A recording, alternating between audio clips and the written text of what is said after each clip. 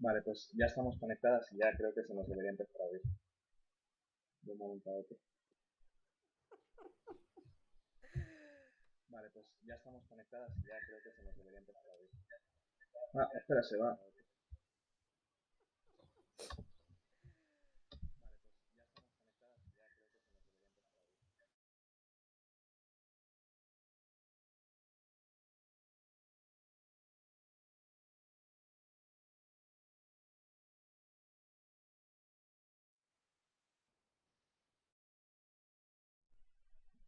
Vale, pues voy a empezar presentando yo y voy a contar un poco de qué va a ir esto. Pero, a ver. Vale, aquí estaba el problema. Vale, ya lo encontré. Entonces, yo creo que vamos a dar un par de minutos para que vaya llegando la gente. Pues si acaso haya tardado un poquito más, si no os importa. Y nada, yo creo que al 5 empezamos directamente. Así que, pues bueno. Ya, pues para los que estáis aquí, pues mirad, os presento a Jimena. Os presento a Jimena, que la tenéis a vuestra izquierda, y a María, que la tenéis a vuestra derecha. A ver si... Vale, ahora se os debería oír a vosotras también.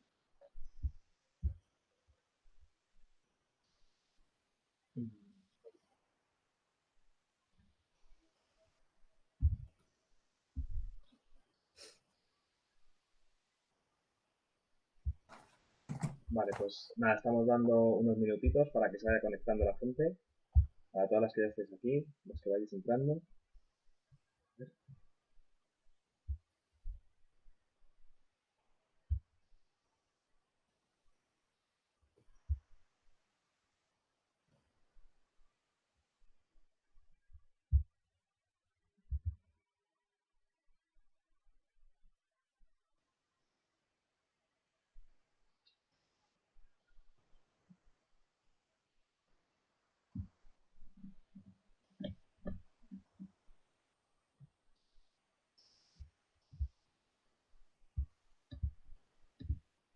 Y vale, yo creo que esto ya funciona. No se retroalimenta. Vale, perfecto. Pues nada, mirad, yo creo que voy a empezar a contaros un poco. Vamos a empezar a hacer la introducción. Eh, Bienvenidas a todas, buenas tardes. Gracias por pasaros por aquí, que vamos a tener una pequeña, bueno, más que una charla, va a ser realmente una exposición por parte de nuestras colaboradoras Jimena y María. Ellas son las dos profesoras de Geografía Política en la Universidad Complutense, son parte de una misma unidad docente, o sea que son compañeras. Y nada, o sea, yo me puse en contacto con María Luis porque la conocía personalmente y fue ella la que me redirigió a Jimena y me dijo que Jimena tenía que participar en esto sí o sí. Entonces, aquí estamos ahora y básicamente la idea va a ser que, bueno, como podréis ver en la descripción, María nos va a hacer una pequeña presentación sobre la situación en América Latina en general con los movimientos de protesta revolucionarios, contestatarios que han estado funcionando durante, bueno, más recientemente, pero bueno, ahora veremos qué periodo abarca exactamente. Y sin embargo, Jimena nos va a presentar la situación en Colombia en concreto con el paro nacional. Jimena es además activista en Poder Migrante, que es un colectivo de protesta y que intenta ayudar a personas migrantes y que intenta combatir el racismo estructural desde Madrid. Entonces, bueno, yo creo que esta va a ser una situación privilegiada. No sé si se me está escuchando, creo que sí. Sí, sí. María. Sí, perfecto. Vale, así que ahora ya os digo, empezará Luis un poquito y luego seguirá Jimena, durará más o menos una hora y al final podremos hacer una ronda de preguntas que podéis ir hablando en el chat y podéis comentarnos lo que queráis. Así que nada, muchas gracias a todos por estar aquí y pues bueno, pues podéis ir empezando cuando queráis.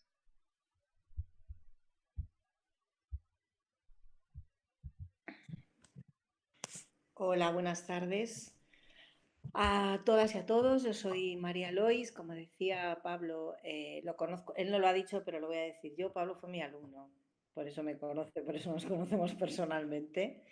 Y quisiera empezar agradeciendo, bueno, pues la iniciativa de haber contactado por el interés que tenía en ese momento por lo que estaba ocurriendo en Colombia y que me dio la oportunidad de contactar con Jimena, que es quien realmente sabe de la cuestión y quien realmente es la protagonista del evento. Yo simplemente me voy a tomar unos minutos porque lo que me gustaría es, bueno, pues hacer una brevísima introducción sobre la situación de los movimientos populares en América Latina en los últimos tiempos, ¿no? Porque es cierto que lo que está ocurriendo en Colombia llama nuestra atención, también lo que ha ocurrido en Chile, lo que está ocurriendo en otros lugares, pero creo que siempre es importante tener, bueno, pues un poco de perspectiva de lo que no está ocurriendo en otros lugares también de América Latina y sobre todo pues bueno, digamos del contexto en el que podemos leer los últimos eventos, no solo en Colombia, sino en Chile, en otros lugares, pero también, por ejemplo, lo que ha ocurrido en Perú recientemente y en otras zonas de la región. Personalmente creo que lo que empezó a ocurrir en Chile desde 2019, las movilizaciones de 2019 para reclamar de nuevo una asamblea constituyente que crease una nueva constitución para el país, bueno, pues creo que es un evento fundamental para poder entender todo lo que está ocurriendo en América Latina en los últimos meses. Creo que es importante tener en cuenta que recordar, por lo menos, yo me lo tomo así un poco como más coloquial, pero es importante recordar que la Constitución vigente en Chile es del año 1980, es decir, fue aprobada en la dictadura de Pinochet hasta hoy. Y también es interesante recordar que Bachelet empezó una especie de pseudo proceso constituyente en torno al año 2015 que no llegó a concluir, ¿no? Lo que ocurre en 2019, pegando saltos muy grandes y siendo muy, hablando de forma muy general, pues es, digamos, una condensación de descontento respecto a este proceso constituyente no celebrado y creo que también respecto a otras muchas cosas. Porque en todo caso la redacción o sea, la celebración de asambleas constituyentes y la redacción de textos constitucionales es en sí mismo no es un fin, sino que es un medio para poder comenzar las transformaciones estructurales que los países necesitan. Me gustaría llamar la atención que esta forma de transformación, es decir, asambleas constituyentes para cambiar las cartas magnas, bien sean como poder originario o poder derivado de las asambleas legislativas, es algo que se celebró también en su momento en Colombia, que fue pionero en ese sentido, que a la gente se nos olvida muchas veces esa cuestión, pero en el año 91, si no que me corrija Jimena, se promulgó una nueva constitución y fue un ejemplo de asamblea constituyente en el que además se integraban ya grupos que habían participado en la lucha política desde el Frente Armado, ¿no? Hubo otros procesos constituyentes en América Latina, en Venezuela, en Ecuador, en Bolivia, y creo que todos ellos representan, digamos, una especie de camino constitucional para intentar hacer reformas estructurales más o menos posibles, algunos con más éxito y otros con menos éxito. Pero sí que se convirtió como en una herramienta de poder intentar reformar esas constituciones criollas lastradas por estados republicanos en los cuales las mayorías populares pues, no estaban presentes, por no decir invisibles, ¿no? A partir de lo que, y retomando Chile 2019, yo creo que es importante, bueno, pues tener en cuenta también el papel que tiene Chile en la región, ¿no? Quiero decir, en América Latina tenemos países que son semiperiferias importantes, otras que son menos importantes y otras que son directamente periferia. Pero es importante pensar que países como Chile, o como México, como Argentina, o como Venezuela hasta 2015, Brasil, por supuesto, son países de semiperiferia que en el ámbito central, digamos en el panorama central del capitalismo, han tenido siempre una capacidad o de volverse dependientes del centro, como fue el caso de México hasta la llegada de Morena, o de volverse autónoma respecto al centro y a partir de ahí empezar a conectar más con movimientos de resistencia populares de la periferia que a tirar respecto a esos movimientos del centro, ¿no? Como decía, pues tenemos el caso de todos los países que se han denominado gobiernos progresistas o ciclos progresistas. Tenemos ahí a Argentina, tenemos a Brasil, tenemos a Venezuela hasta 2013, etcétera, ¿no? ¿Por qué menciono esto? Porque creo que básicamente lo que está ocurriendo ahora en América Latina tiene mucho que ver con eso. En cuanto una semiperiferia como Chile sacude su relación con el centro y sacude, digamos, esa posible dependencia del centro para intentar erigirse como una periferia autónoma, con una estrategia propia y regional, que eso es muy importante, pues evidentemente los demás no funcionan por contagio, ni muchísimo menos, pero sí que es importante leer que estas sacudidas, estas turbulencias, pues bueno, sí que se leen desde otros lugares, ¿no? Y es importante por lo menos tenerlos en cuenta. Volviendo a la época en la que empiezan precisamente las protestas en Chile por la constituyente, bueno, pues también me gustaría mencionar algunas otras cosas que han ido ocurriendo en América Latina desde el año 2019. Por eso digo lo de las turbulencias, ¿no? y lo de las grietas. Una cosa fundamental que a mí me interesa poner sobre la mesa es lo que ocurrió en Bolivia entre el año 2019 y el año 2020.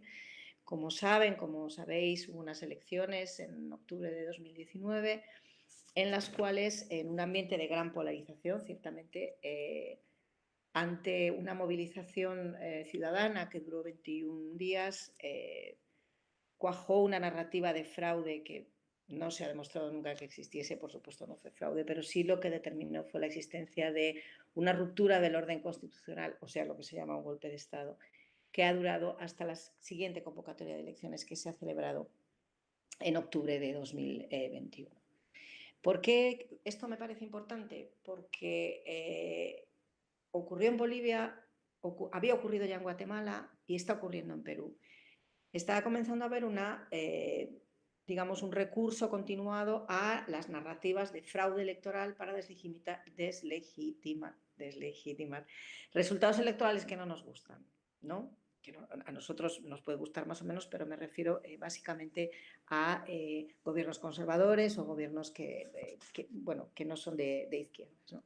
Y acordémonos también que en Brasil la sucesión, todo lo que ocurre con Dilma y después de lo que viene Dilma también es una cuestión técnica que se mete por Poder Judicial, que acaba siendo una especie de golpe de Estado judicial y que acaba desencadenando el final de un gobierno democráticamente elegido. ¿Por qué esto me parece importante? Porque esta narrativa de fraude es algo que a mí también me parece importante que lo pensemos de cara incluso a nuestro contexto también, porque es algo que ha venido para quedarse.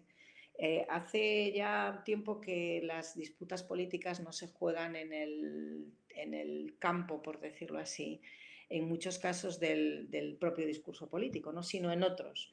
Y entonces a mí esta narrativa del fraude electoral me tiene absolutamente fascinada porque es como si no ganan los que a mí me gustan, a tomar por saco digo que es fraude. Da igual que existan pruebas o no, ¿no? Y me parece tremendamente peligroso, sobre todo cuando vemos que ganan las elecciones candidatos que no tienen cuenta de Twitter, como es el caso de Pedro Castillo en Perú, ¿no? Que te está demostrando que realmente la política no es solamente una cuestión urbana de clase media con Twitter, sino que es, por suerte, muchísimas más cosas de eso, ¿no? Y que existen diferentes formas de entender la política y también diferentes formas de ejercerla. La primera vez que se habló de fraude, bueno, no fue la primera, pero a mí la que me pareció interesante fue en Guatemala, en las elecciones de 2019, en la segunda vuelta, pero curiosamente ahí quienes hablaron de fraude fueron Codeca, ¿no? Y me llamó mucho la atención porque parecía como una estrategia para deslegitimar el buen resultado que había tenido Codeca, porque era muy buen resultado, realmente habían pasado de no tener representación a tener representación parlamentaria. Pero esa narrativa de que si no están bien los... Sí, es mi padre, sí, perdón.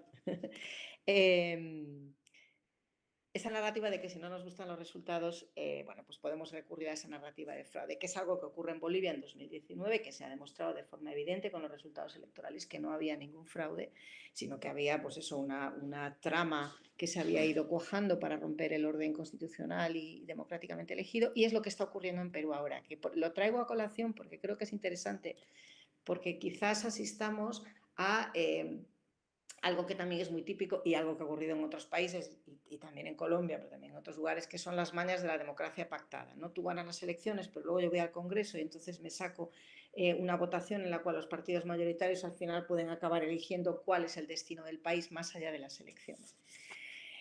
Entonces, me parece interesante traerlo a colación porque, bueno, pueden ser diferentes caminos que puedan ocurrir a partir de ahora en la región. Y ya para terminar, me gustaría solamente mencionar dos cosas más, ¿no?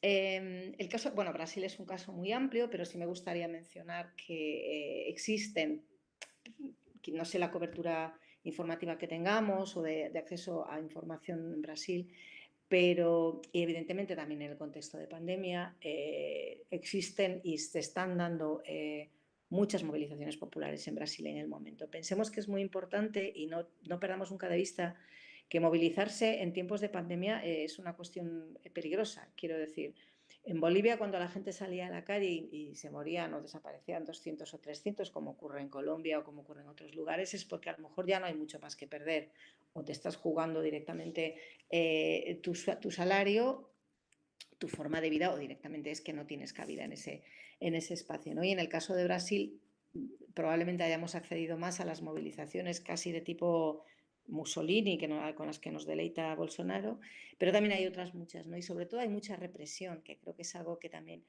no está saliendo porque está habiendo muchas otras situaciones en otros lugares, pero por ejemplo en la favela de Jacareciño hace 2 semanas creo que fue, entró la policía civil y mató a 30 personas. Eso está ahí y eso puede pasar desapercibido, pero eso forma parte de un ambiente, de un clima que se está construyendo, que yo creo que es, bueno, que probablemente desemboque en un cambio, pero que nos va mostrando que existen grandes polarizaciones y también amparados en el contexto de la pandemia, que yo creo que ayuda mucho, pues formas de represión que se van recrudeciendo. Démonos cuenta que las personas que desaparecen en tiempos de pandemia son especialmente fáciles de no tener en cuenta. Eso es algo que en Bolivia se vio claramente cuando bajaron las cifras y subían y era como, tiene que ver un poco con esto quizá. Y luego también me gustaría llamar la atención sobre, algo que ocurrió en Ecuador, porque pensemos que no todos los lugares funcionan de la misma manera, ni son siempre las mismas preferencias electorales, ¿no? Pensemos que en Ecuador finalmente tenemos un gobierno de conservador, el gobierno de Lasso, pero a mí me gustaría destacar que antes entre la primera y la segunda vuelta se quedaron dos opciones, que fue la que efectivamente ganó, la de Lasso, y otra que era la de Arauz, que era el sucesor de Rafael Correa, ¿no? A mí me interesaría llamar la atención, pese a que sé que es un tema controvertido, me gustaría llamar la atención sobre la existencia de 2 millones de votos nulos en la segunda vuelta, ¿no?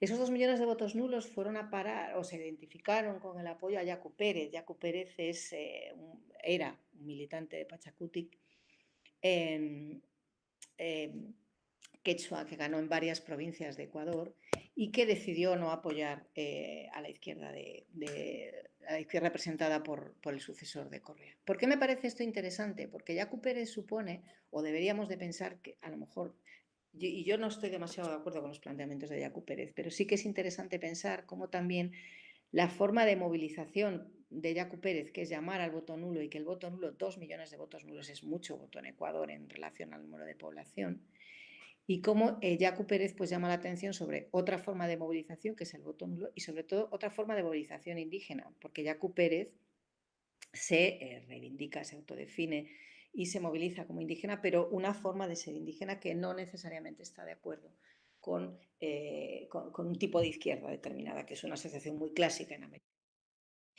Y yo creo que con esto voy a terminar porque yo si no me enrollo aquí y estoy 3 horas, lo importante aquí es que hable Jimena. Yo simplemente quería traer esto a colación porque, bueno, tanto lo que ha ocurrido en Bolivia, lo que ha ocurrido en Chile, Chile quizás de una forma más evidente, pero lo que ocurre en Chile, lo que ocurre en Brasil, que no tenemos más tiempo, pero lo que va ocurriendo en estos países, lo que ha ocurrido en Bolivia, también lo que ha ocurrido en Uruguay. Recordemos que en Uruguay por unos poquitos de votos volvió después de varios gobiernos del Frente Amplio y de gobiernos conservadores, volvió otra vez la calle y otra vez el gobierno conservador. Es decir, no es que existan ciclos específicamente claros en los cuales se repitan las movilizaciones y el sentido de las movilizaciones, pero a mí lo que me interesa mostrar es que hay movilizaciones, que eso es importante, ¿no? Que hay movilizaciones de diferentes tipos, que hay trayectorias interesantes y que, bueno, que siempre es importante pues acercarnos a una con mucho más detalle, como es el caso de Jimena, para conocerla mejor y también para digamos, ayudarnos a comprender un poco mejor en perspectiva la región.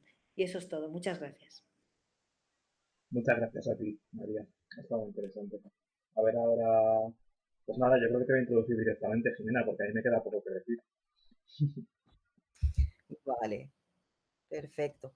Pues muchas gracias, Pablo, y a la coordinadora antifascista de Cuenca por organizar estas jornadas, que creo que es importante visibilizar lo que está ocurriendo en el continente latinoamericano, ¿no? Para entender las dinámicas que se están dando a nivel mundial. Gracias a María por la recomendación. Y bueno, yo voy a tomar un poco el guante en relación a lo que estaba planteando María sobre precisamente esos cambios en el capitalismo periférico y semiperiférico que se han dado en la región, ¿no? María ya señalaba algunos elementos en relación a Chile. El caso colombiano es particular, yo hablaría de un capitalismo periférico en Colombia, no de un capitalismo semiperiférico, y el caso de Colombia, digamos, ha sido muy particular porque Colombia no ha entrado en ninguno de los ciclos progresistas que ha habido en la región durante los últimos 20 años, ¿no? Entonces nosotros nunca hemos tenido un gobierno progresista de izquierda, digamos, que haya alterado ese status quo político, ¿no? Entonces es importante entenderlo porque tiene mucho que ver con todo el estallido social que se está dando en este momento en Colombia, ¿no? Y voy a estructurar digamos, la presentación en 4 puntos. Uno sería un poco hablar precisamente de esa crisis del modelo de desarrollo neoliberal y el capitalismo periférico. El segundo punto tiene que ver con los impactos sociales y económicos que ha traído esto. El tercero, directamente hablar sobre esta movilización social y popular. Y en cuarto punto, quisiera referirme a las respuestas del gobierno y de la institucionalidad a las protestas, ¿no? Entonces, en cuanto al primer punto de la crisis del modelo de desarrollo del capitalismo periférico, yo creo que el estallido social en Colombia se debe entender en el marco de esta crisis, de este tipo de capitalismo, ¿no? Que se ha visto agudizada precisamente con la crisis multidimensional que ha representado la pandemia, ¿no? La pandemia, como ya sabemos, no solamente ha implicado una crisis en términos sanitarios, sino que ha implicado una crisis en términos económicos, en términos sociales, en términos políticos, en términos ambientales, ¿no? Y más, digamos, para estos países que tienen unas economías muy frágiles y una estructura del mercado laboral que está sobre todo basada en una economía sumergida y en un empleo informal, ¿no? Entonces, una crisis de este tipo, digamos, destruye todo ese tipo de mercado laboral y genera una crisis sin precedentes, y más si es un país que no tiene, digamos, unas políticas o que tenga un mínimo estado del bienestar, ¿no? Para hacer frente a este tipo de problemáticas.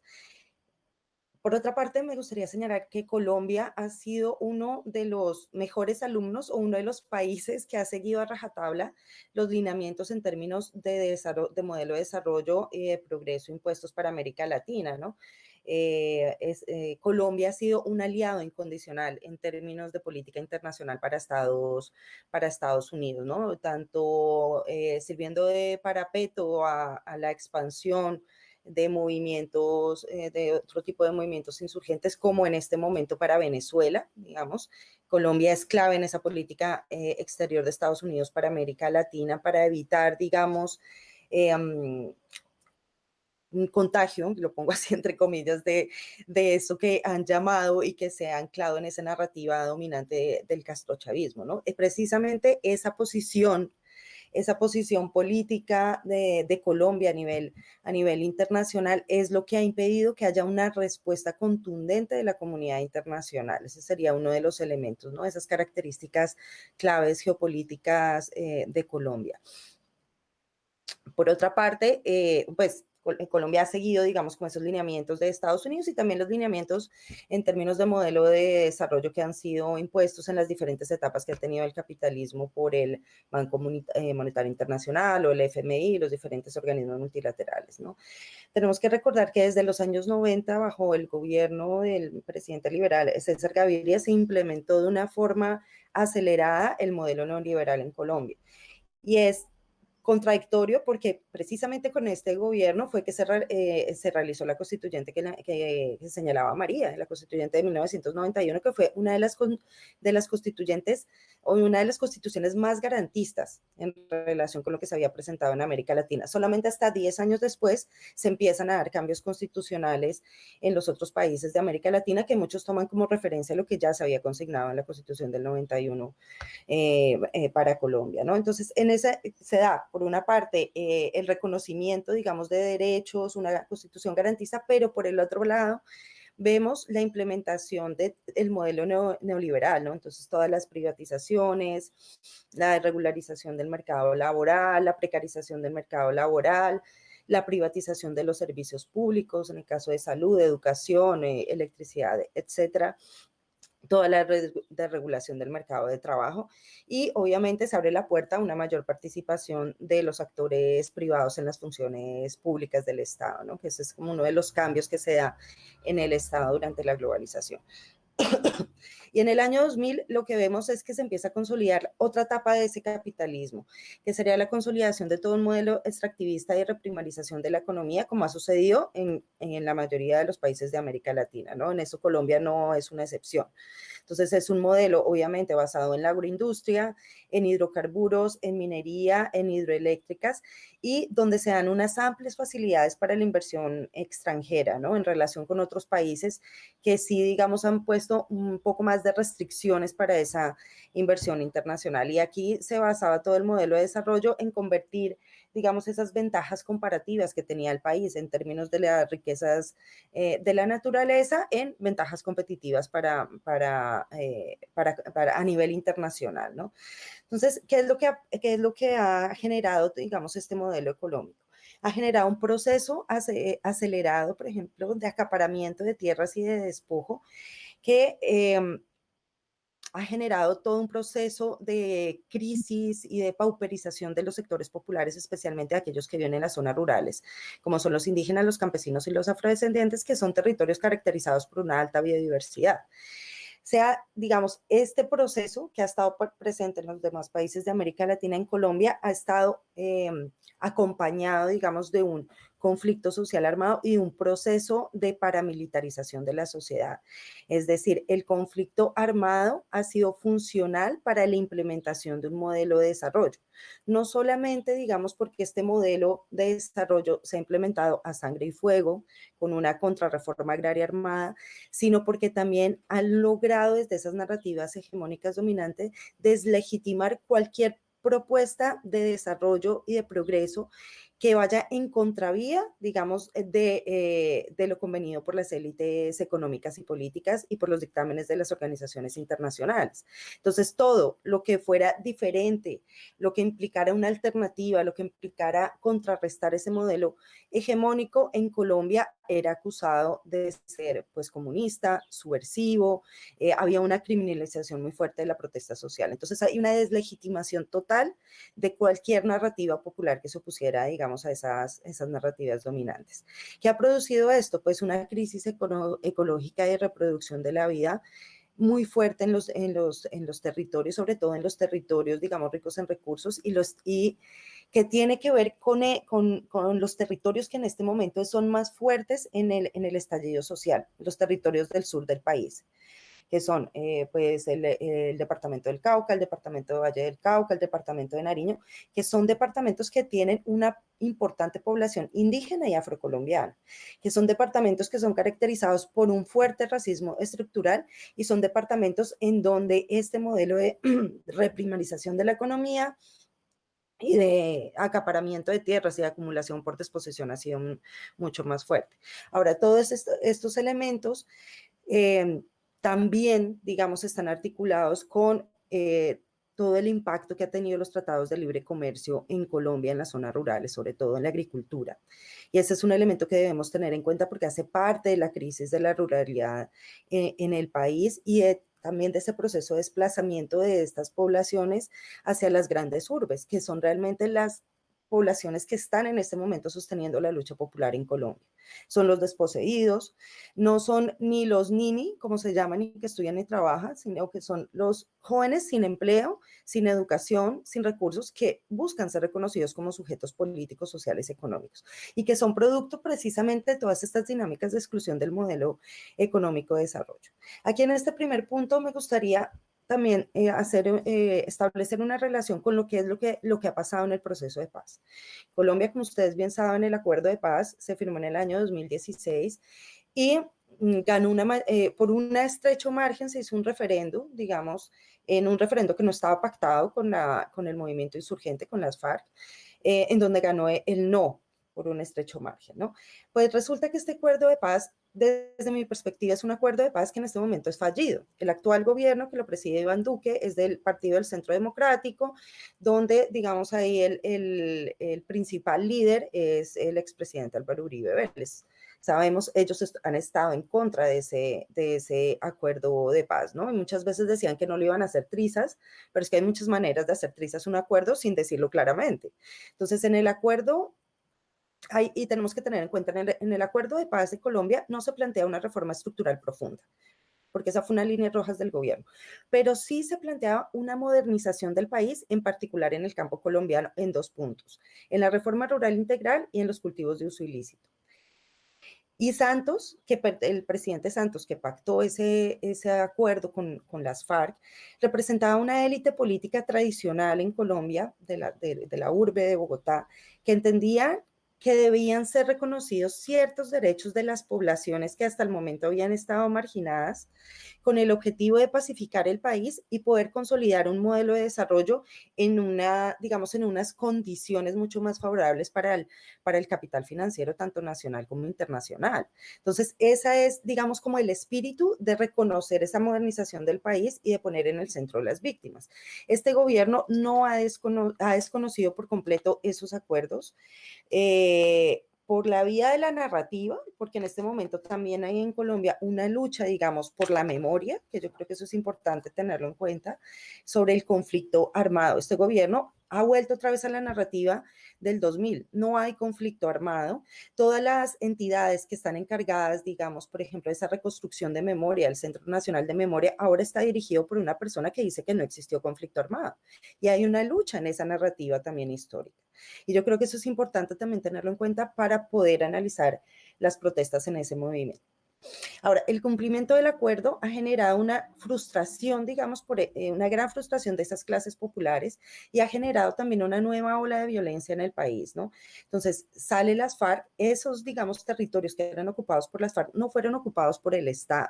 Entonces, han sido ocupados por diferentes grupos. Tenemos las disidencias de las FARC que se han rearmado en determinados territorios. Tenemos otras guerrillas como la ELN, el EPL. Tenemos además todos los grupos paramilitares que están, digamos, en una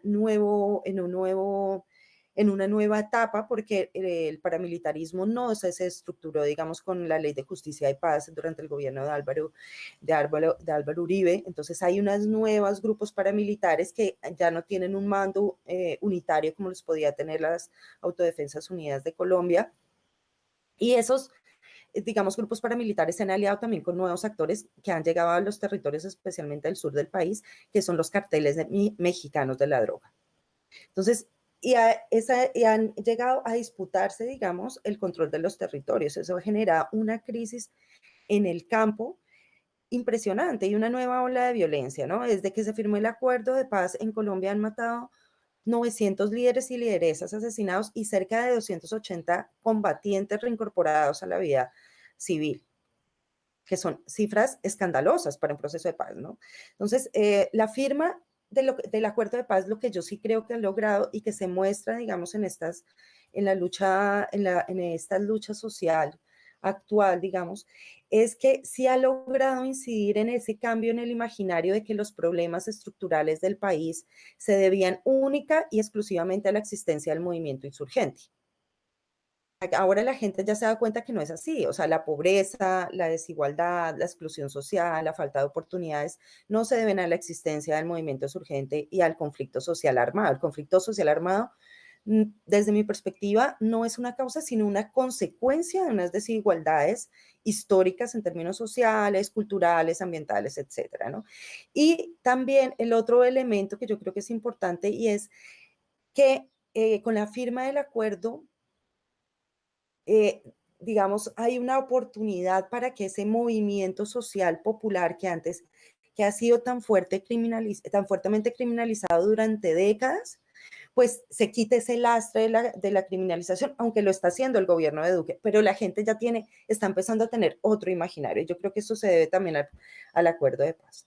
Ahora, el segundo punto que quería abordar es los impactos sociales y económicos de todos estos elementos que estaba señalando anteriormente. Entonces, hay unas insuficientes políticas de redistribución de los recursos y de la riqueza en Colombia, como compartimos en la mayoría de los países de América Latina. Hay una concentración de la riqueza muy fuerte y digamos, Colombia después de Brasil es el país más desigual en América Latina, ¿no? Entonces no solamente es una cuestión de pobreza, es una cuestión de desigualdad. Que yo creo que es diferente entenderlo y son diferentes las soluciones a trabajar si es pobreza y si es desigualdad. Ahora, el segundo elemento me parece que es importante y es la presencia de un racismo estructural en el país. Y eso que Colombia, la mayoría de su población no es indígena ni afro como sucede en otros países, pero hay un racismo estructural imperante en América Latina y que se demuestra en estas manifestaciones. Porque, por ejemplo, en los puntos donde ha habido una mayor de estallido social y unos procesos de resistencia más fuerte, han sido en las ciudades que tienen una mayor población indígena y afro. El caso de Cali, por ejemplo. Cali creo que es la segunda ciudad después de Bahía en América Latina que tiene la mayor presencia de población afrocolombiana. Y son precisamente todas esas comunidades indígenas que han estado excluidas de todos esos procesos de desarrollo que se han dado en Colombia, digamos, de ese desarrollo impuesto desde arriba, pues son los que están en este momento protestando en las ciudades. Y eso tiene que ver con ese racismo estructural. Y digamos que se ha creado también unas geografías racializadas en esos territorios. ¿Por qué? En esos territorios donde hay una mayor población indígena, cuando hay una mayor población negra, vemos que son los territorios que tienen, digamos, unos índices de exclusión y desigualdad y de pobreza mucho más fuertes, ¿no? De acceso a servicios básicos como puede ser el agua potable, por ejemplo, ¿no? Y que son territorios que están en disputa por esa riqueza y por esa biodiversidad. Ahora, ¿qué es lo que ha hecho la pandemia? La pandemia no hizo sino profundizar en unas graves condiciones de desigualdad, de pobreza y de exclusión que ya estaban presentes en el país, ¿no? Y que son factores que permiten explicar esa movilización ciudadana. Solamente me gustaría dar unos datos. En abril de este año, el Departamento Nacional Administrativo de Estadística, el DANE, en Colombia, en su último informe señala que en Colombia el 42% de la población en este momento se encuentra en situación de pobreza.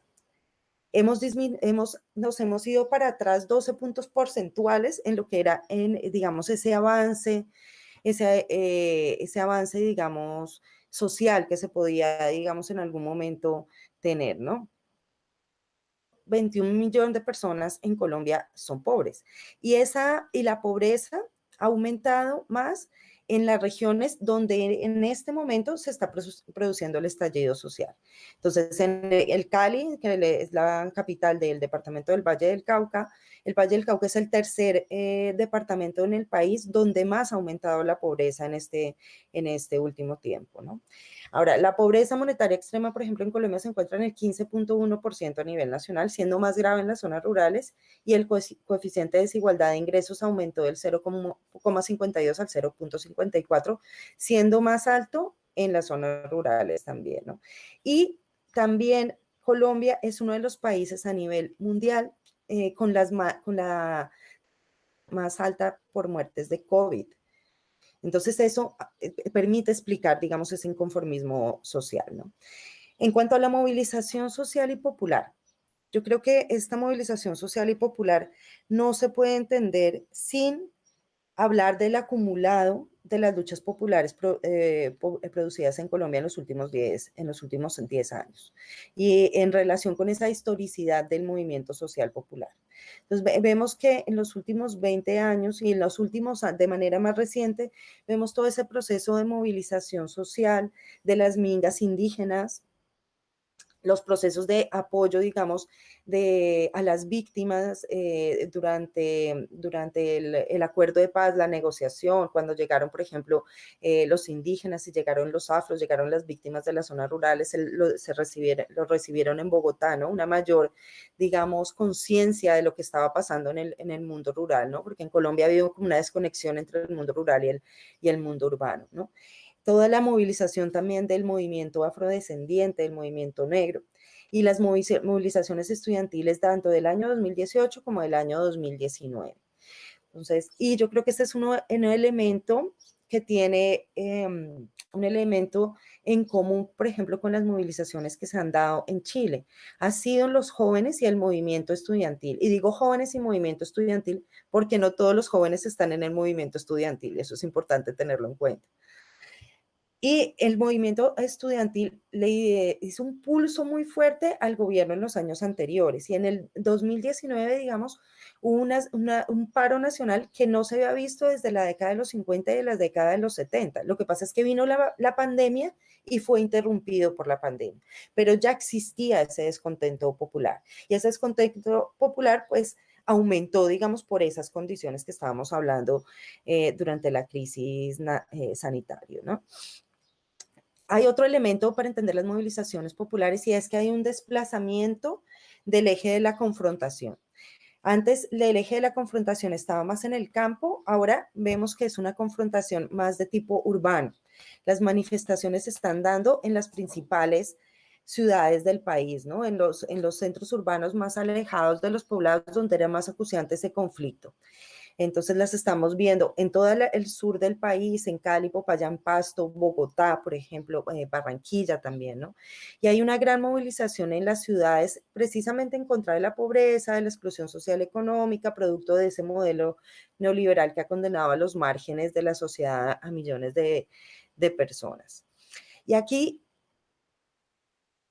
me parece importante también señalar que debemos hablar de los sujetos populares en plural, porque aunque este paro ha sido convocado en un principio por un Comité Nacional de Paro, en donde participan todas las sindicatos, todos los principales sindicatos, hay representación del movimiento indígena, del movimiento LGBTI, del movimiento negro, lo que nos hemos dado cuenta es que ha desbordado el Comité Nacional de Paro la movilización social. Y las demandas aglutinadas en ese Comité Nacional del Paro también han sido, digamos, desbordadas, ¿no? Estamos viendo que los desposeídos, esas personas que se encontraban en los márgenes de la sociedad, que son las protagonistas de esas protestas, que no son los únicos, porque también hay una clase media que también está saliendo a protestar, ¿no? Pero digamos que estos son los protagonistas, los que están ahí en la primera línea, ¿no? Se han articulado en los territorios, en los barrios y plantean sus propias hojas de ruta y sus propias demandas populares y agendas sociales que van desde reivindicaciones más puntuales relacionadas con las condiciones materiales de vida, o sea, con lo básico para poder sostener la vida, hasta demandas localizadas en relación con la identidad, con la identidad, con lo cultural, ¿no? Entonces, no tenemos una única agenda que aglutine todas esas demandas. Vemos que esas demandas y esas particularidades se van a localizar en las diferentes necesidades que tienen en esos territorios, en esos barrios, ¿no? Entonces, y aquí lo que se demuestra es que esa movilización no se realiza desde un cálculo racional o de costo-beneficio, sino también se realiza desde la emoción y de los sentimientos de la gente, qué es lo que está pasando, ¿no? Qué es lo que está sufriendo en ese momento. Y un sentimiento generalizado, un abandono del Estado. En esta conformación de esa movilización popular tan diversa, tan amplia, tan territorializada, se ha conformado un tejido social de resistencia, o parece que se está conformando un tejido social de resistencia horizontal y de tipo asambleario. Se están planteando nuevas formas de hacer política, sobre todo centradas en lo local, en el tejido barrial y vecinal, en donde las prácticas comunitarias y de lo común yo creo que están empezando a adquirir un nuevo significado. No sé hasta dónde puedan llegar, es difícil saberlo en este momento, pero lo que hemos visto es que sí parece que hay esos núcleos de conformación de esas nuevas prácticas sociales de abajo hacia arriba, ¿no? Uno de los lemas de las y los jóvenes que están protestando es: quien delega pierde.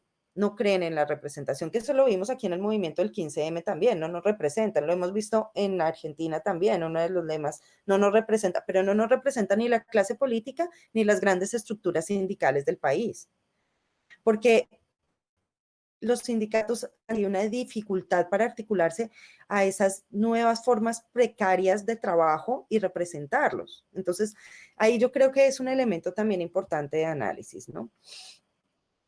El otro elemento que me gustaría señalar en esta movilización popular es cómo se ha dado todo un proceso de resignificación de espacios que yo creo que es bien interesante, desde el arte, desde la cultura, desde la resistencia al capitalismo colonial, como dirían los mismos indígenas cuando tumbaron las estatuas de los conquistadores, que se dio en Bogotá y se dio en Popayán también, ¿no? Pero también es que en esos nodos de resistencia se encuentra una resignificación del espacio y una apropiación del mismo a través de formas organizativas constituidas al hilo no solo de esta movilización, sino de los paros anteriores, ¿no? Y también con mucha referencia a lo que sucedía en otras partes de América Latina, como en Chile. Entonces se ha constituido esas primeras líneas, digamos, de defensa frente a ese ataque frontal del Estado, frente a ese terrorismo de Estado, pero la primera línea no solo eso, detrás de la primera hay una segunda, una tercera y una cuarta línea, una línea de insumos médicos, una línea de ollas comunitarias, es decir, toda una serie de tejidos que les ha permitido mantenerse en un mes y medio de paro con una represión brutal por parte del Estado, ¿no? Y resistir a esa fuerza pública. Entonces, son las ollas comunitarias, son las brigadas médicas, son las articulaciones para dotar de insumos básicos a los jóvenes, inclusive para algunos jóvenes que están participando en esas primeras líneas, dicen que es la primera vez en mucho tiempo que han logrado comer 3 veces al día, ¿no? Y eso te deja ver un poco el estado de marginalidad en la que se encuentran estos jóvenes, ¿no? Porque se han creado, digamos, todos esos tejidos comunitarios para apoyar esas formas de movilización popular, ¿no?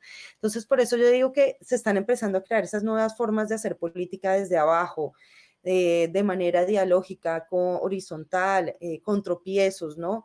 Pero tratando también de ser propositivos, pero también de encontrar ese lugar de diálogo también con otras estructuras, con otros diversos, ¿no?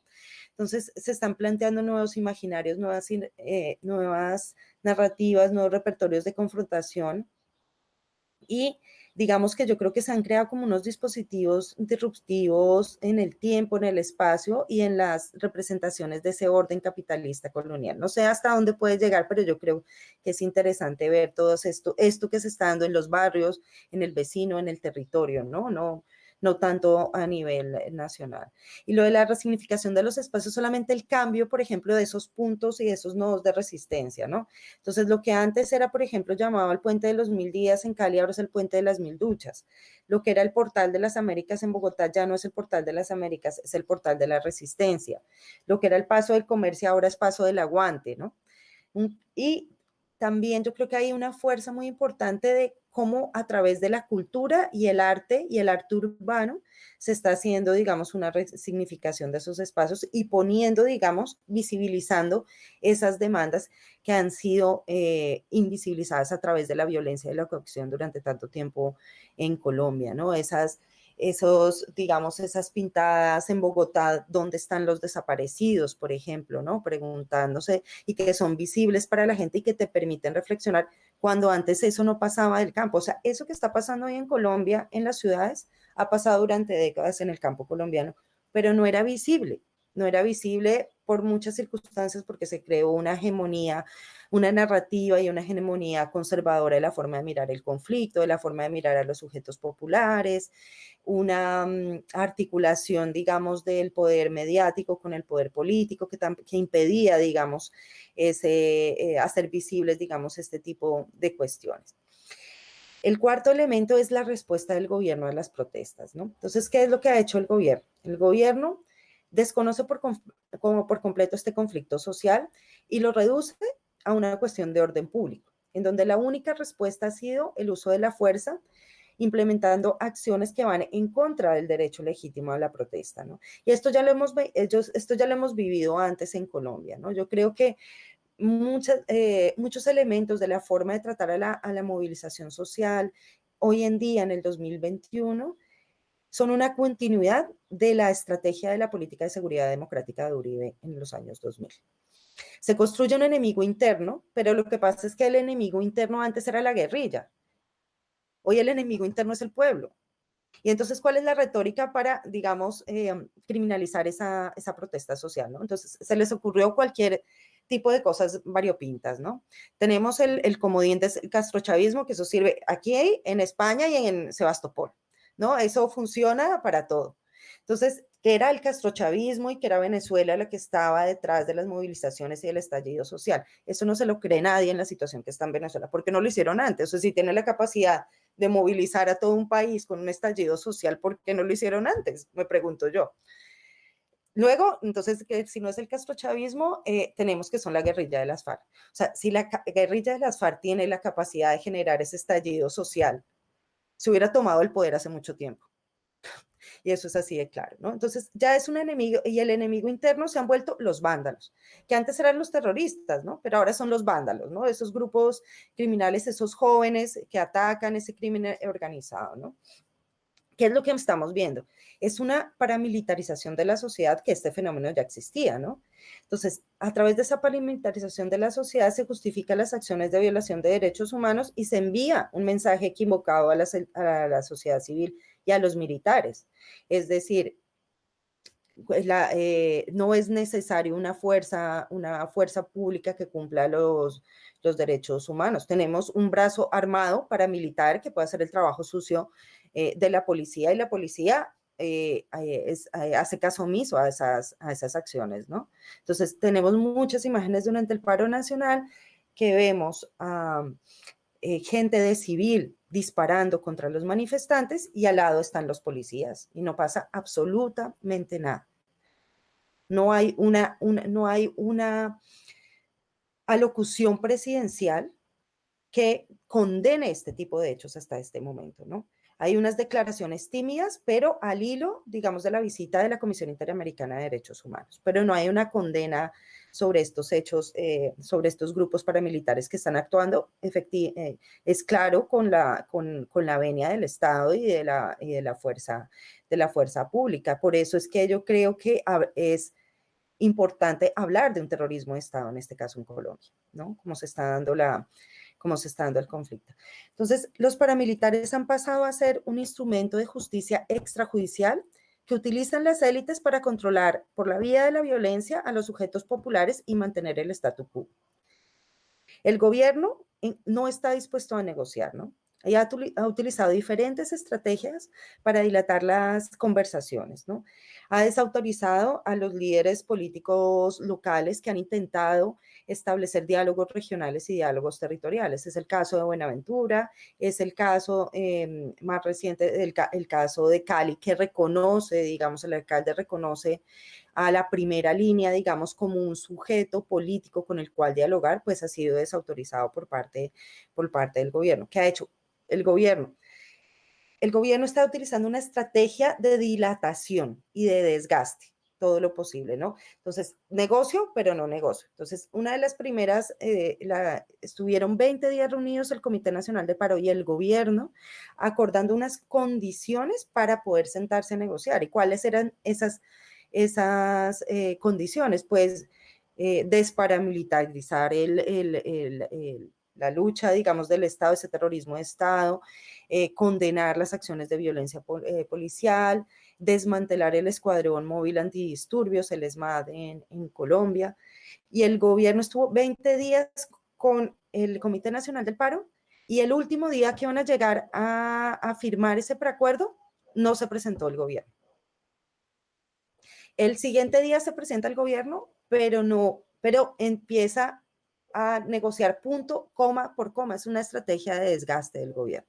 Y toda esa agenda que está encima de la mesa del Comité del Paro Nacional ya venía del 2019.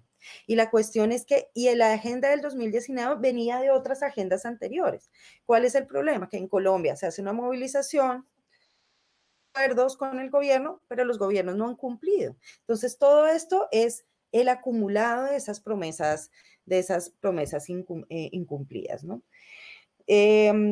Hay una criminalización muy fuerte, de lo que ya les decía, de la protesta social, ¿no? Entonces, señalando de vándalos a los jóvenes, pero también criminalizando a los representantes y a las representantes de los sindicatos. En particular, ha sido una arremetida muy fuerte contra los sindicatos de maestros contra FECODE, ¿no? Y se ha dado una instalación de un estado de excepción de facto, sin el control institucional. Hay una militarización total de la sociedad. Y han puesto a enfrentar las movilizaciones a un ejército entrenado para una guerra irregular, sin formación ni experiencia en el manejo de las protestas sociales, que entra a confrontar por vía armada a los manifestantes. Entonces, en Colombia el estado de excepción se llama el estado de conmoción interior. El gobierno no lo ha querido, digamos, o se ha contenido, digamos, en declararlo, pero yo creo que esa ha sido una de los mayores reclamos del Centro Democrático de Uribe al presidente Duque. Entonces, no lo convocaron formalmente, pero se inventaron una vía más fácil, y es el decreto 575, con el fin de controlar el orden público en medio de las protestas y militarizando 9 departamentos y 13 ciudades. ¿Qué es lo que pasa con el decreto? Que no tiene control constitucional. A diferencia, si hubiera declarado el estado de conmoción interior, se hubiera dado un control constitucional. El decreto 575 no tiene control constitucional. Pone por encima, o sea, supedita a las autoridades civiles, están subordinadas a las autoridades militares, es decir, los alcaldes y gobernadores que no sigan, digamos, los lineamientos del decreto 575 pueden ser investigados por la Procuraduría, y ya se están dando casos. Y ahí tenemos otro problema en Colombia, y es que el Estado ha cooptado, el partido de gobierno ha cooptado todos los organismos de control. Entonces, tanto la Defensoría del Pueblo, la Fiscalía, la Procuraduría, son entes de control público que en este momento están en manos del partido del gobierno. Entonces, no hay garantías para la movilización, no hay un cumplimiento del Estado de Derecho como tal. A esto se suma el alto grado de impunidad, por ejemplo, de la policía, ¿no? En el caso de Colombia, la policía depende directamente del Ministerio de Defensa. Así que en los delitos que son acusados los agentes se investigan y se sancionan a través de la justicia penal militar. Pese a la que la Constitución y en el Código de Policía está configurada la policía como un ente civil, pero en la práctica no funciona de esa manera. Entonces, ¿cuál ha sido la estrategia del gobierno? Dilatar, desconocer, dilatar, no negociar, dilatar y reprimir violentamente y criminalizar la protesta social. En es muy difícil saber, digamos, hacia dónde va este estallido social, ¿no? Hay diferentes agendas, digamos, hay un cierto sector que, por ejemplo, en algún momento planteó una asamblea constituyente, lo cual no tiene sentido. Nosotros tuvimos una constitución en el 91, no tendría sentido plantear una nueva constituyente en este momento. Hay otros actores que están planteando la renuncia de Iván Duque, el adelanto de las elecciones. ¿Cuál es el miedo de un adelanto de las elecciones? Que precisamente todos esos órganos de control y el Consejo Nacional Electoral también están en manos del partido del gobierno. Entonces, ¿cuáles son las garantías para que existan unas elecciones libres? La presión de la comunidad internacional. La comunidad internacional ha sido muy tibia en el caso de Colombia.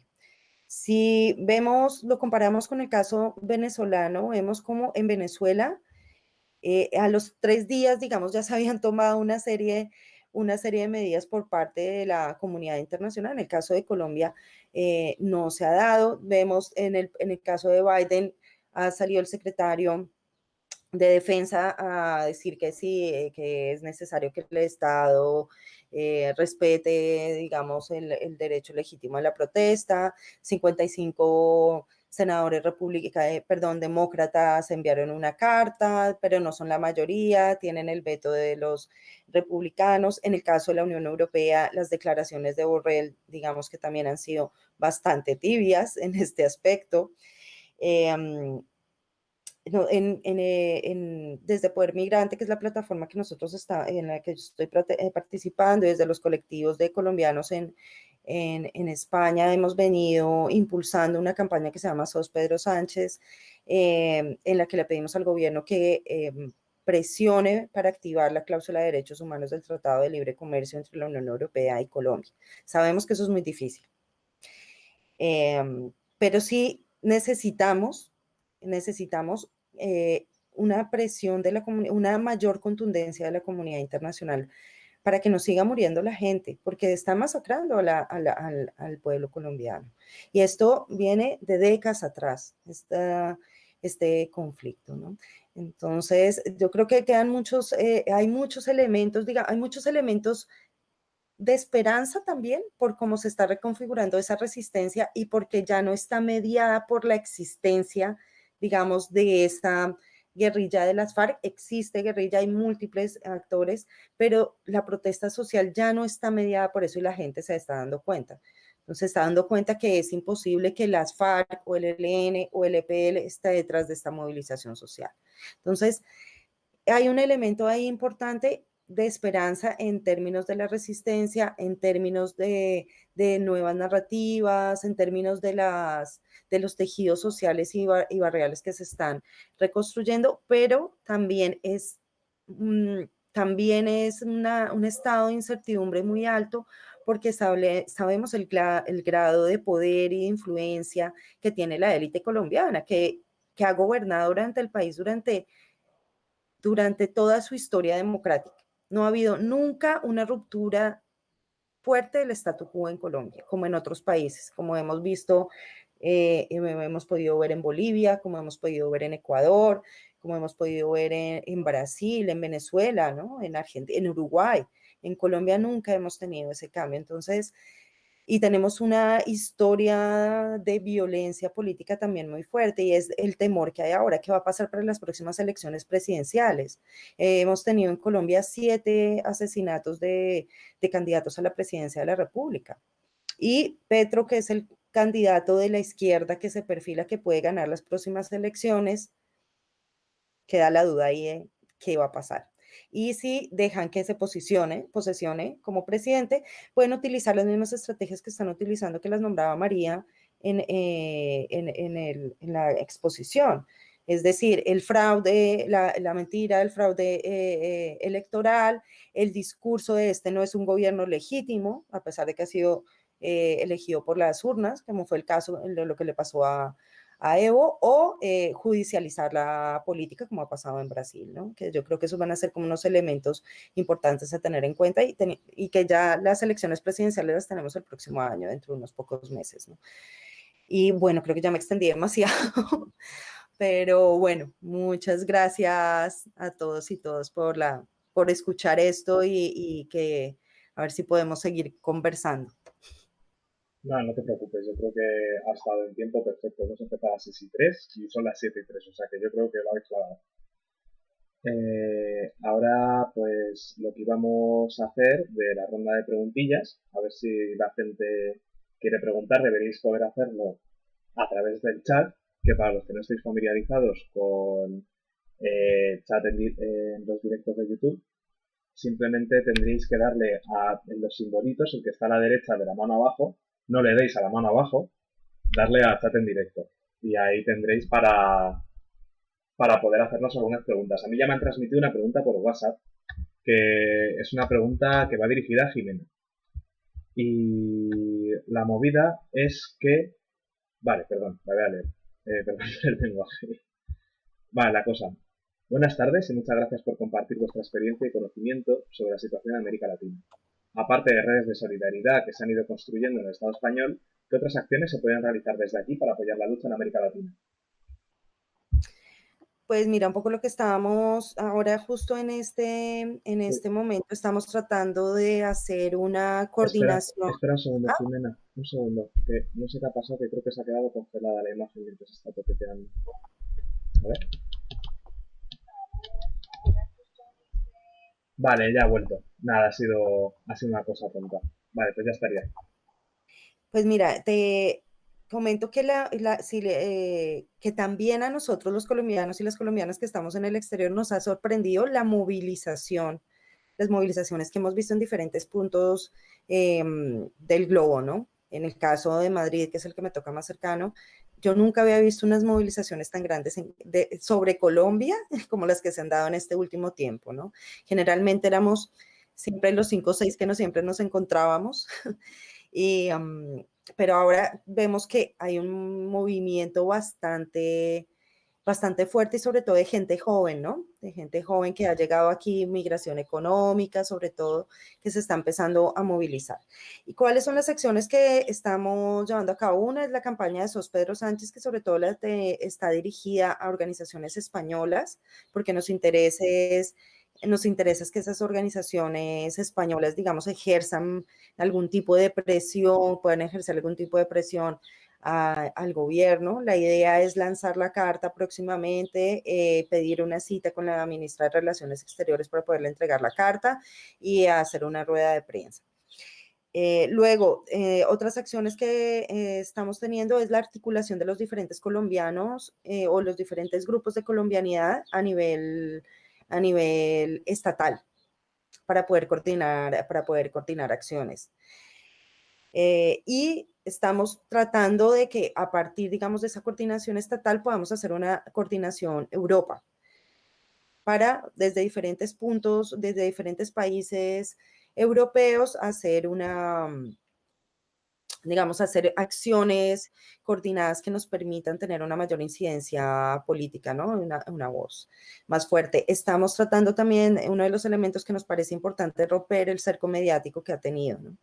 Y en acciones fuertes de difusión a través pues de diferentes medios virtuales, ¿no? En el caso, por ejemplo, de Poder Migrante, tenemos un canal de noticias de Telegram donde todos los días estamos subiendo noticias sobre lo que está pasando en Colombia, y ha tenido bastante acogida. Queremos hacer un ciclo, digamos, de conferencias también ahí importantes.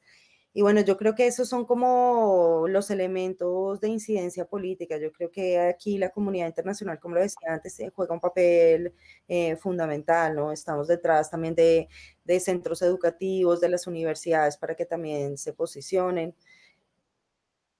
Paradójicamente, ayer, antes de ayer, en la Universidad Rey Juan Carlos hicieron un conversatorio sobre paz, seguridad democrática y derechos humanos, y uno de los invitados para ese conversatorio fue Álvaro Uribe. Entonces, claro, ahí se hizo una labor, digamos, de un poco de torpedear, digamos, de alguna manera, la conferencia de Álvaro Uribe, porque también me parece que es blanquear una situación de derechos humanos que no tiene presentación, ¿no? Entonces también eso, trabajar con colectivos, con gente más jóvenes, desde las universidades, a través de estos conversatorios, a través de estos elementos de incidencia política. Justo ayer yo no pude estar, pero hubo una asamblea de la colombianidad aquí en Madrid, ¿no? Una asamblea abierta para ver cómo vamos a ir hacia adelante. La próxima semana viene la vicepresidenta del gobierno, que también es la canciller, Marta Lucía Ramírez, que fue la ministra de Defensa durante el gobierno de Uribe. Entonces queremos hacer una serie de movilizaciones porque se va a reunir aquí con el Ministerio de Relaciones Exteriores y demás. Entonces queremos hacer una serie de movilizaciones también durante la próxima semana. Pero bueno, digamos que esas serían como las tareas que tenemos ahí pendientes y en lo que estamos trabajando desde los colectivos colombianos.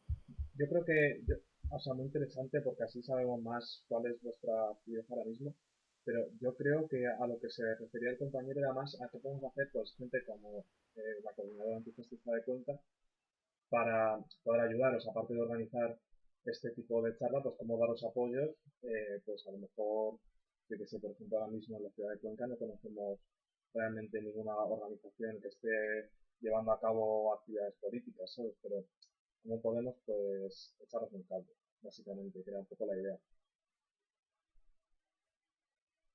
Yo creo que el de articular esas sinergias de resistencia transnacional, o sea, esto que estamos haciendo hace parte de esa articulación de sinergias, el poder difundir lo que está pasando en Colombia y arribar ese cerco mediático también hace parte de esos procesos de articulación de resistencia. Es que ustedes, coordinadora antifascista de Cuenca, se estén interesando por lo que pasa en Colombia.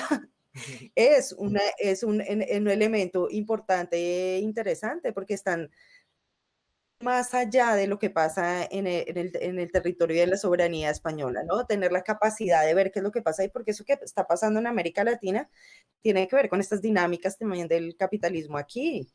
No son dinámicas desconectadas, ¿no? Y de cómo esos procesos de resistencia que se están haciendo allí también digamos, tienen una relación con esos procesos de resistencia aquí, ¿no? Cómo se están pensando los movimientos asamblearios, cómo se piensa lo comunitario, cómo se piensa lo común, cómo se piensa construir la política desde abajo, ¿no? Como todos esos elementos, yo creo. Vale, pues entonces me alegro mucho porque sí que es cierto que he visto que durante esto, bueno, durante todo el mes y en especial estos últimos días, que yo creo que más o menos la gente se ha organizado por un margen parecido al que hemos tenido nosotras, ha habido muchas charlas al respecto de la situación en Colombia con gente de colectivos colombianos que han estado hablando un poco como acabamos de hacer aquí nosotras. Así que vamos, entonces en ese sentido yo creo que sí que ha habido bastante concienciación, al menos en el entorno que conocemos nosotros. Ahora, para la gente que esté ahora mismo aquí conectada o que nos esté viendo en diferido, que puede ser que pertenezcáis a otros colectivos y otro tipo de asociaciones o no, y que simplemente queráis seguir un poco la situación, pues sí que es cierto que en cualquier momento podéis escribirnos a nuestra cuenta de Twitter, @antifacuenca, o a la cuenta de Poder Migrante, que creo que es @podermigrante _, ¿cómo era, Jiménez? Discúlpame.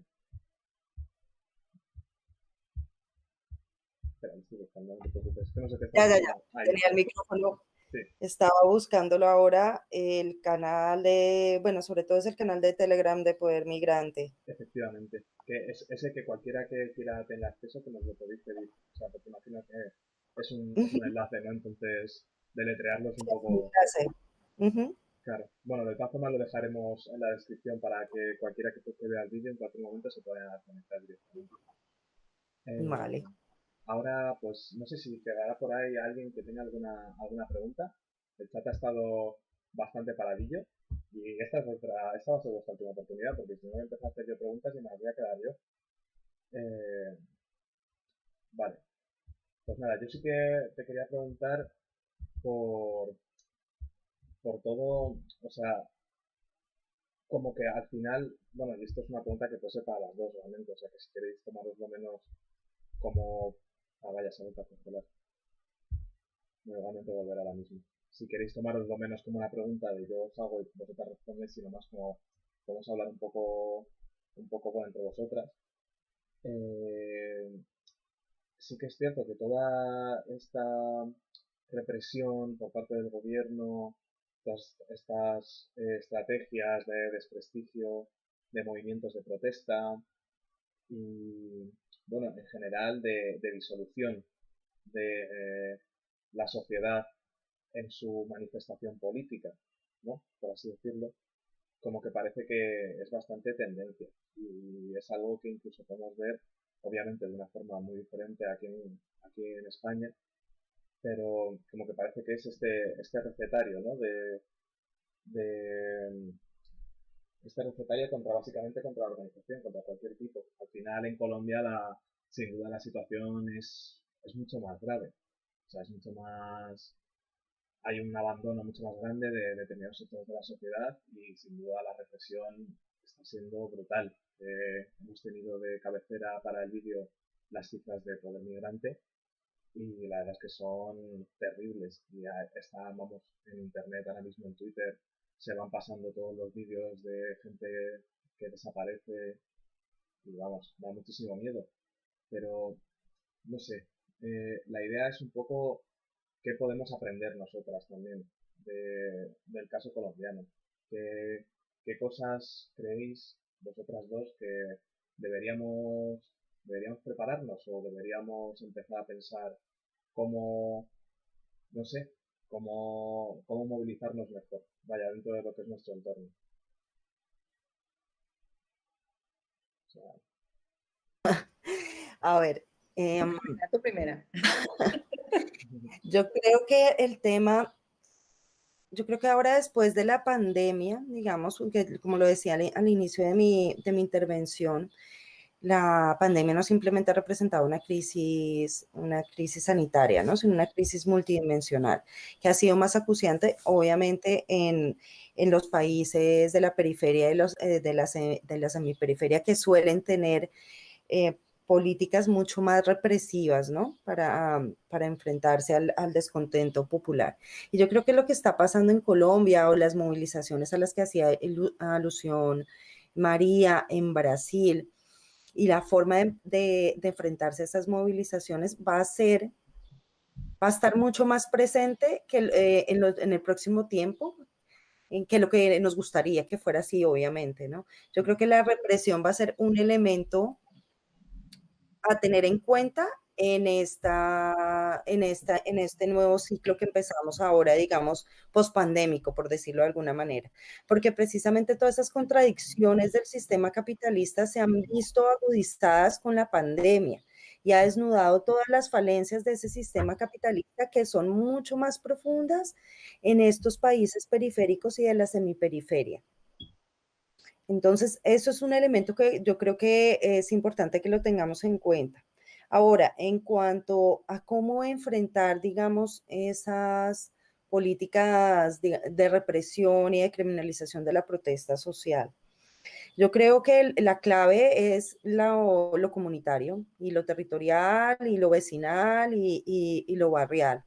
A mí me parece que ahí la política creada desde abajo me parece que va a ser fundamental. Y es que lo vimos también aquí en España durante la pandemia, en las redes vecinales y comunitarias en aquellas comunidades que consideraban que la política social debía estar manejada por las organizaciones que se dedican a la caridad, como en el caso de la Comunidad de Madrid, vimos que esas redes vecinales y barriales fueron las que ayudaron, digamos, a esas familias que estaban en una situación mucho más compleja. Y yo creo que ahí va a estar la clave, ¿no? Lo comunitario, lo común, la proximidad, ¿no? Esas políticas de cuidado de lo local. Yo creo que lo local y el municipalismo creo que tienen una fuerza emancipadora que puede ser clave en eso, en este nuevo ciclo que estamos viendo. No sé cómo lo ve María. Bueno, yo voy a ver qué se me ocurre. Yo es que creo que realmente creéis que yo no estoy segura de que haya una criminalización de la protesta en España. Yo creo que hay una criminalización de alguna protesta. Yo no he visto una criminalización de la protesta de hoy o de ayer por el hoy, indulto ha sido hoy, de en hoy. Colón, sí.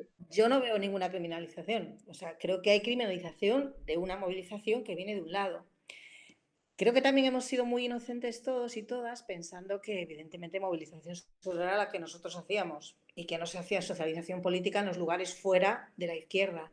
Y creo que todo lo que ocurre hoy, pues hay que entenderlo de esa manera. Estoy hablando de España en este caso, ¿no? Pero yo creo que hay una criminalización de alguna protesta, de otra no. O sea, no hay ningún problema porque haya manifestaciones contra el indulto, negacionistas o todas las movilizaciones que hubo en pandemia. Es Sin que duda. en España sí hubo movilizaciones durante la pandemia. Lo que pasa es que es otro tipo de movilización, pero sí las hubo. Y es muy interesante porque estaban los grupos de los que hablaba Jimena, los grupos, lo que llamamos grupos de apoyo mutuo, redes de apoyo popular o vecinal o lo que sea, pero luego estaban esas movilizaciones. Entonces, a mí me parece que nos estamos equivocando cuando pensamos que hay una criminalización de la protesta, no, de un tipo de protesta, de otra, ¿no? Al contrario, cada vez es mucho más visible. Y creo que somos un poco ingenuas pensando que es que no hay movilización porque no hay lo importante es la que no está. ¿Por qué no está? ¿Dónde está? ¿Dónde está? ¿O en torno a qué se moviliza? Porque yo puedo entender que te movilices respecto a subjetivaciones políticas muy concretas, ¿eh? Y entiendo que haya manifestaciones a favor de las dietas sin gluten en los colegios, eso está muy bien. Pero creo que tenemos un problema de articulación de cuestiones colectivas transversales que lo que hacen es desmovilizar cuando hay un problema material grave, como ha ocurrido con la pandemia. Si esto lo llevamos a América Latina, lo mismo. Bolsonaro ayer también creo que fue, anteayer, hizo una manifestación absolutamente brutal en Río, montados en motocicletas, o sea, un estilo Mussolini estéticamente maravilloso, eso sí, encima de motocicletas, todos sin mascarilla, se recorrió Río y no ha habido, vamos, quiero decir, yo no he visto ninguna movilización de ningún tipo. O sea, o sea, yo creo que lo que se criminaliza es un tipo de movilización. No es toda. Y creo que seguimos siendo muy inocentes como cuando pensábamos esto en mi pueblo, que te decía la gente, que la gente pensaba que la gente que iba a misa no hacía política. Yo, que nací en los 70, sé que quienes hacían la política en los pueblos, y había de todo tipo, eran precisamente los curas, los de izquierdas y los de derechas, pero venía por ahí. Entonces yo creo que en algún momento deberíamos de practicar, de pensar por qué entendemos que es movilización solamente una, ¿no? Y luego lo que planteaba Ximena y que yo intenté también decir hasta cierto punto, las formas de reprimir y de caracterizar ciertas movilizaciones en América Latina están siempre muy atravesadas además por una cuestión racial. O sea, en Bolivia eran las sordas, los salvajes, las bestias, los indios, terroristas, vándalos, etc. Pero claro, si tú a todo eso le metes una racialización del sujeto que se moviliza, que es pues eso es el triple de potente, ¿no? Y si encima esas movilizaciones están encabezadas por clases medias que ven amenazados sus privilegios de clases medias tradicionales porque resulta que hay un conjunto de plebeyos que están osando entrar en las instituciones, mucho peor. O sea, lo que es lo que le va a pasar, lo que le está pasando a Tillo, básicamente, es decir, como un señor ahí del pueblo que se va a meter a un palacio, ¿no? Es como romper el status quo, que decía Jimena muy bien, esa ruptura de status quo, que es verdad que los gobiernos progresistas no lo desmantelan todo, pero sí que muestran que a través de la redistribución de los beneficios, sí, de extracción de materias primas, pues se pueden cambiar determinadas prácticas de acceso social, lo cual puede ser revolucionario, depende de dónde venga. Yo lo que sí diría ya yo comparto absolutamente lo que dice Jimena pues eso, de lo común desde abajo. Yo es que nunca lo he entendido de otra manera, pero bueno, desde abajo, de las formas comunes muy territorializadas, pero también comparto que en ningún caso, y esto duele decirlo, deberíamos de perder de vista que tiene que existir una articulación entre la forma movimiento, la forma sindicato y la forma partido. Porque finalmente lo que ocurre, si no, y por ingenuidad, es que la fuerza de los movimientos se pierde. Y si no se capitaliza políticamente, como ocurrió en Bolivia en 2005, fueron 5 años de movilización, pero al final vino alguien que supo capitalizar políticamente, que se llamaba el MAS, Evo Morales, y había mucha lógica de representación en el movimiento. El Malcu era una figura que movilizaba lo plebeyo contra el Estado boliviano, pero al final quien capitaliza eso en una cuestión política fue Evo, ¿no?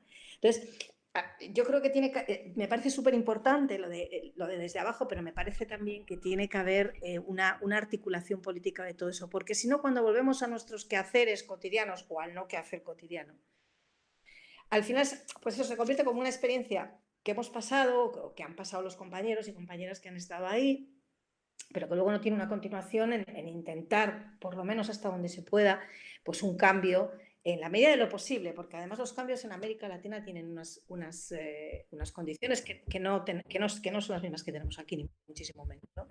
Entonces, bueno, pues yo creo que que para empezar a pensar en si podemos hablar de criminalizar la protesta y las formas, primero tenemos que pensar en qué estamos entendiendo como protesta, en por qué hemos dejado de entender, por qué no vemos que hay unas que se criminalizan y otras que no, y las tenemos delante todo el tiempo, y sobre todo en pensar en articular, creo yo, desde todo esto que comentaba Jimena, pues prácticas de apoyo mutuo, ojalá, pero también siempre desde una lógica política y colectiva y transversal, porque creo que ahí es donde, y yo me posiciono personalmente, creo que ahí es donde la izquierda se ha perdido. Se ha perdido y se ha desarticulado de demandas transversales que son evidentes, pero que se pierden porque no hay algo colectivo que lo une, ¿no? Y ya me voy a callar, que menudo meeting acabo de soltar, perdón. A ver, es normal. Sí que es cierto que por tal y como lo he planteado, vamos, lo he señalado muy sinceramente. Creo que es una buena observación. Yo quería plantear un par de cositas en relación con lo que decía María, que me parece interesante. Es lo de efectivamente, ¿no? Que se criminaliza y que no se criminaliza, ¿no? Y volviendo al caso colombiano, ¿no? Hubo digamos, todo este estallido social, pero hubo también una reacción, obviamente, de esas clases medias que no quieren que se les toque sus privilegios, ¿no? Y entonces hubo manifestaciones en Cali, por ejemplo, donde hacía uno de los epicentros, donde la gente salió con gente de adquisitivo muy alto, de los barrios, digamos, donde hay mayor nivel económico, ¿no? Entonces se movilizaron con camisetas blancas en contra de en contra de los bloqueos. Bueno, ese es otro debate interesante, ¿no? El tema de los bloqueos y de los derechos de los unos y de los otros, ¿no? Cómo se plantea. Pero, claro, ese tipo de manifestaciones no fueron criminalizadas y no fueron reprimidas. En esas manifestaciones no hubo un muerto. Tú no veías a un policía al lado de un civil con un fusil disparándole a la gente en plena luz del día. Y entonces el gobierno y la narrativa, digamos, de estas élites decía, si ven que se puede hacer la protesta pacífica, es que ustedes son unos vándalos y es que los indios se van a venir a meter a nuestras casas, es que son unos salvajes, etcétera, etcétera. Toda esa narrativa que ya señalaba María. Y por eso yo creo que ahí en el análisis el tema de la raza es fundamental para entenderlo en América Latina. Porque si no, no vas a entender las posiciones, ¿no? Las diferentes posiciones y las narrativas y las contranarrativas. Me parece muy interesante lo que decía precisamente María, el último punto de la necesidad de articular esos procesos barriales, esos procesos locales, ¿no? Que se están dando, porque pueden perderse, ¿no? Y precisamente será uno, cuando yo decía no sé qué va a pasar, no sé a dónde va a ir esto, es precisamente porque es muy difícil la articulación, es compleja más que difícil, ¿no? La articulación y sobre todo cuando hay una crisis de representatividad, tanto en los partidos políticos, y estoy hablando en todo el espectro ideológico de derecha a izquierda, y una crisis de representatividad a través de los sindicatos, ¿no? Que tiene que ver con los cambios en el mercado laboral en los últimos 30 años, ¿no? Y en Colombia se está haciendo un trabajo desde la izquierda, justo el fin de semana pasado, se instauró la Asamblea Nacional Popular, a nivel, en la que se trataba de recoger precisamente todas esas experiencias que se están dando en los territorios para poder generar espacios. Primero también de pedagogía, ¿no? De pedagogía un poco, bueno, estas son las reivindicaciones, pero ¿cuál es nuestro proyecto? ¿Cuál es el proyecto? ¿Cuál es la agenda política popular? Porque no solamente son reivindicaciones, sino tenemos que construir un proyecto político. Es necesario construir un proyecto político, ¿no? Entonces yo estoy de acuerdo con María que sí debe haber una capitalización y sí debe haber un artículo. ¿Cómo? Es lo complicado. ¿Y quién? ¿O quiénes? Que es lo complejo ahí, ¿no? Porque hay una diversidad de actores entre partidos políticos, como en Colombia, como en la mayoría de los países, hay una fuerte división entre los partidos de izquierda, y en Colombia está atravesada por si es legítima o no es legítima la lucha armada, que entonces tiene un añadido ahí mucho más complejo, ¿no? Entonces, esos elementos que planteaba María me parecen muy interesantes para el debate, ¿no? Para pensarnos no solamente en Colombia, obviamente, sino en América Latina, inclusive para pensarnos también aquí, en España, claro. Entonces, bueno, ya, me callo, ya nada más. Sin duda la experiencia de las FARC, o sea, he tenido a las FARC ahí hasta hace muy poco. Sin duda tiene que marcar completamente al movimiento. Nada, o sea, es bastante interesante. Yo, mira, quería leer que ha puesto un comentario Pato Náñez. Muchas gracias, Pato, por conectarte con nosotras. Y bueno, dice, desde Colombia hay varios procesos simultáneos de asambleas populares que están confluyendo de lo local a lo nacional. Apoyo económico para desarrollar dichos procesos a nivel nacional es fundamental. Así que bueno, esto lo comenta, espero que sigues todavía por aquí. Y bueno, yo la verdad es que no sabría plantear ya más preguntas, o sea, porque es que está la situación bastante complicada, la verdad. O sea, no basta con una charla de una hora para entenderla completamente, eso sin duda. Así que nada, yo animaría a la gente que nos está viendo y que nos vaya a ver en diferido más tarde a que sigan informándose y que no se olviden de Colombia, que no se olviden de Palestina, que no se olviden de que hay muchas luchas ahora mismo que están candentes y que pues al final el silencio mediático es atroz. O sea, solo comentaros que si, bueno, recordaros que existe el canal de Telegram de Poder Migrante para si queréis seguir más activamente todas las noticias sobre Colombia. Yo estoy ahí y la verdad es que, o sea, está muy activo y ocurren cosas todos los días. Es muy interesante, la verdad.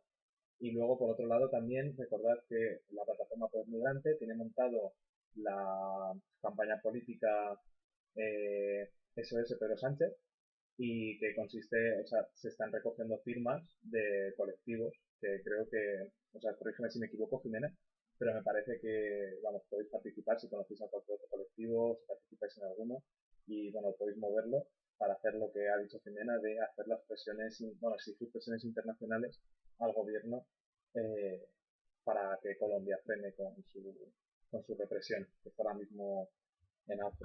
Así que bueno, ya yo creo que me queda ya nada más que decir. Si queréis decir vosotras alguna cosa más, alguna conclusión. No, yo creo que ya por ahora. Vale, perfecto. Muchas gracias a ustedes por invitarnos. Nada, muchas Muchas gracias a vosotras gracias. dos. Vamos, recordaros que han venido aquí completamente altruistamente, gastando su domingo en pleno activismo. Así que, pues nada, muchas gracias a... Un momento, activismo no, yo militancia, activismo no. Militancia, disculpadme. Ahí he tenido No. otro resbalón de términos. Tiene toda la razón, María Luis. Vale. Ya Pues me nada. conoces, Pablo, ya me conoces, soy muy pesada. Sí, un poco sí. Nada, es una broma. Vale, pues nada, pues muchísimas gracias a las dos y vamos a ir cortando ya la transmisión. Espero que podáis acceder en diferido en un futuro. Muchas gracias por pasaros y bueno, pues nada, si queréis compartirla, pues eso será muy de agradecer. Así que nada, un abrazo a todas. Un abrazo, gracias. Adiós.